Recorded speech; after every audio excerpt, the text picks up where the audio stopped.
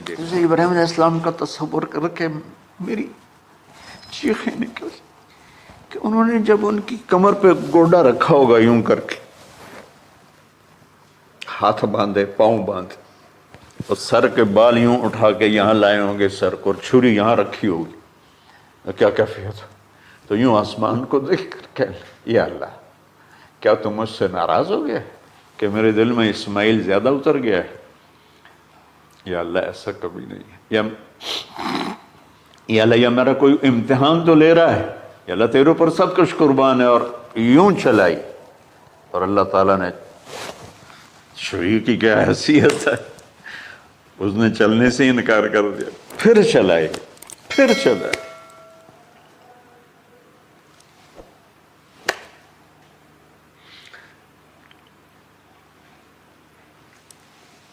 بعضی کتابوں میں ہے تو صحیح، لیکن روایت کی کتنی حیثیت ہو تو مجھے نہیں پتا، لیکن چونکہ یہ ایک تاریخی چیز ہے کہی جا سکتی ہے۔ کہتے ہیں پھر گئے اور چھری کو تیز کیا پتھر پر، تیز کر کے جب آئن اور بال پکڑے، آسمان کے فرشتے 2 دفعہ روئے ہیں انسانی تاریخ میں، آسمان کے فرشتے 2 دفعہ روئے ہیں انسانی تاریخ میں۔ ایک جب ابراہیم علیہ السلام نے ان کی کمر پہ اپنا گھٹنا رکھا کہ سر کے بال پکڑ اور چھری پکڑ کے یہ کہا یا اللہ تم مجھ سے ناراض ہو، تو آسمان کے فرشتوں کی چیخیں نکل گئی۔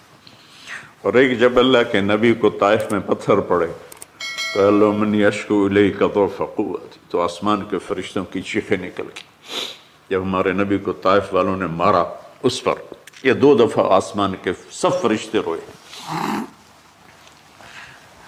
تو پھر اللہ نے کہا بس، نادیناہ ان یا ابراہیم قد صدقت الرؤیا انا کذلک نجزی المحسنین، ابراہیم تو پاس ہو گیا ہے۔ چھری چل گئی، اور آنکھوں پر تو پٹی تھی، چھری چل گئی، پٹی کھولی تو سامنے کبش تھا، دمبا اور اسماعیل اور جبریل کھڑے ہوئے تھے۔ اس جانور کی قربانی ایک علامت ہے، اس قربانی سے ایک پیغام ہے کہ اپنے غلط جذبات کو اللہ پر قربان کر دو۔ ہم سے اللہ نہیں کہہ رہا بچے قربان کرو، ہم سے کہہ رہا غلط جذبات قربان کرو۔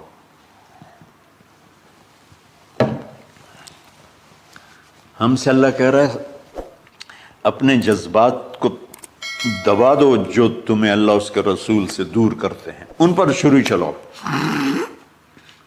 جو اللہ اس کا محبوب کہتا ہے ان کو کرنے کے لیے بھی اپنے جذبات پہ چھری چلاؤ۔ سچ بولنے کے لیے چھری چلانی ہے تو چلاؤ اپنے جذبوں پر، اب اس کو پھیلا دو۔ ساری شریعت میں اللہ نے جو احل حلالا، جو اس نے کہا ہے یہ کرنا ہے، اس کے لیے اپنے جذبات قربان کر دو۔ وحرم حراما، اور جو کہتا ہے نہیں کرنا، اس کو چھوڑنے کے لیے اپنے جذبات قربان کر دو۔ تو یہ ہے قربانی کی اصل حقیقت۔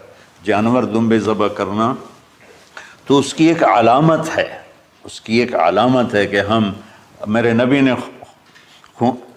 نبی نے حج پر 63 اونٹ ذبح کی،